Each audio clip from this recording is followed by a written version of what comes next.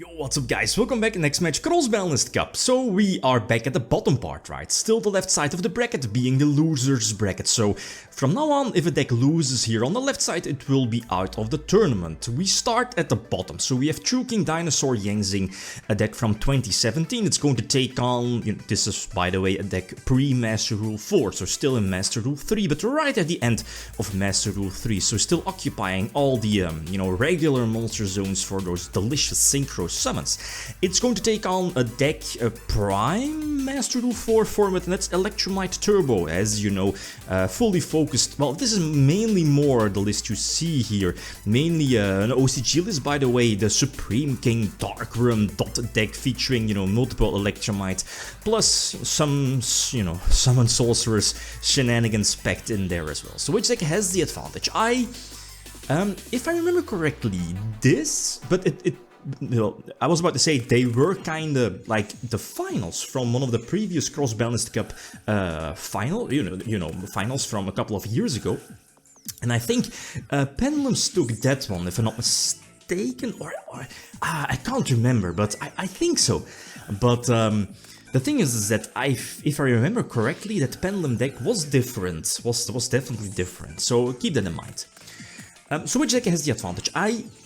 I could definitely agree that Pendulum might have the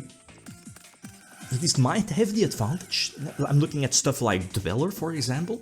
While on the other hand, True King Dinosaur Yangzing as a deck that I can, remember, it kind of has like a high brick chance. You're running like, okay, multiple baby Saurosauruses, multiple dinosaurs, fossil dick, triple misc, the diagrams, Terra. But then again, you're running that small Yangzing package, and you are always drawing those, right? Even though they can end on multiple negations, all because of like 1 card or 2 card combos featuring Misk and Oviraptor. So the first tool, I go second, yeah, because I think no, this is not game, but indeed I go second. Right, this was a very lackluster opening for Pendulums. Like, what was it? Opening the is it, which one is it? The tool for Astrograph Sorcerer, the one that you want to have in your deck, like very similar to Chronograph. I believe that's the name, right? I think so. Again, it has been a while. Also the Supreme Gate one, the level 7 one, also not really a one, you want to draw. And I believe one Ash as well, since there were some hand traps in the main deck. But, on the other hand, like looking at the main hand here for True King Dinosaur, it was just OP, broken as hell. So going second again, go at least duel number 2, yeah. This opening hand for Pendulums was nutty. It's really nutty. You have Maxi just in case. And as you know, Gofu was legal back then. It was at 3 like early Link format, if I'm not mistaken, but here at 1. And as you know, Gofu was a 1-card Saryuja. As you know, Saryuja draw 4s and deck 3, special summon something from the hand, that opening up 3 extra monster zones for a big Pendulum summon. Gofu as a 1-card did all of that because, Linkuribo and stuff like that. But Maxi says no, and this is game. The thing is that could the game probably, were there hand traps to stop this particular turn, or prevent me from going for game? I think so. Ash, an early Ash as well, if it's there. But again, this Pendulum deck is not really running too many hand traps, as like nowadays. And that's the thing, right? So I think I just had to go for it, potentially, give my opponent like 3, 4, 5 draws maybe. But I think I'm, due to Conductor being that OP, attacking all of the opponent's monsters, I think, would have just attacked for game either way. Okay, so it's going really smooth.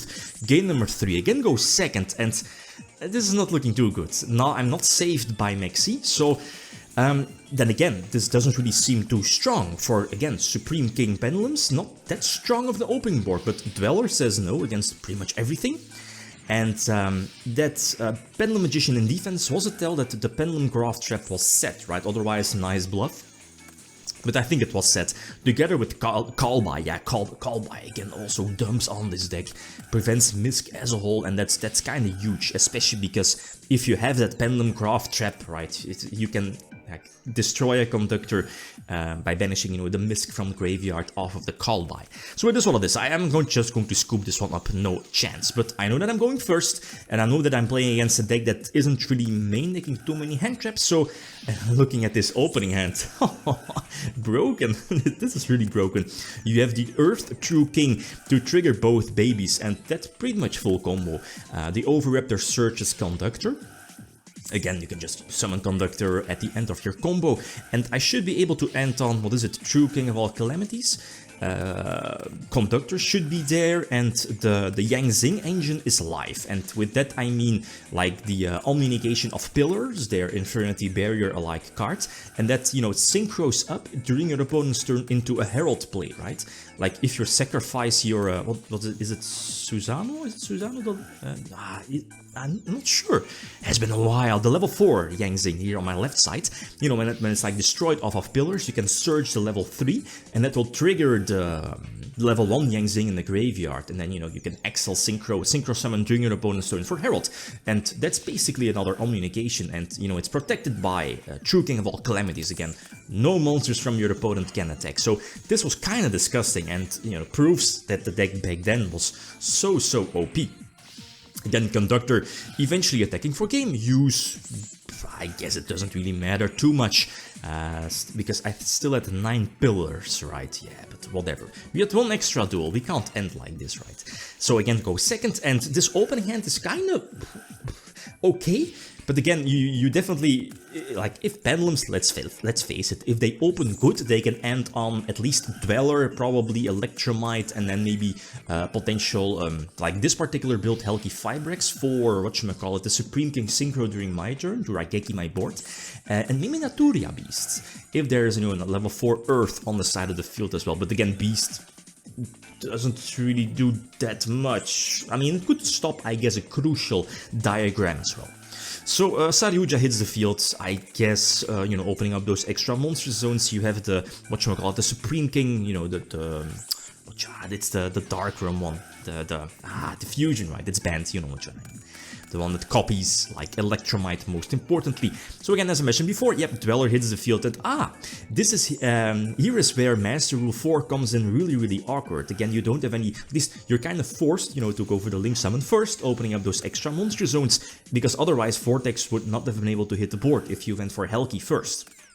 So here the Vortex definitely should have activated, because I would have searched my Kaiju, my Dino Kaiju, you know, overlay for Vortex. So Vortex always would have been shut down, and I top decked sneaky that Kaiju Slumber and whatever extra duel. Even though I was under Dweller, right? So I was like, you can still play, but it was rough. It is what it is. So, okay, cool. So True King Dinosaur Yang Zing is still in the tournament, moves on here on the left side of the bracket. So next round, next matchup, we have 2 decks very close to each other, as in, you know, the period or format. We have Frog FTK from 2010. It's going to take on a couple of formats later, a synchro deck as well, and that's a Tengu blend. So again, feel free to leave your predictions. Okay, guys, that's it. Thanks for watching. Feel free to leave a comment or like if you enjoyed the video. Leave them out. Peace.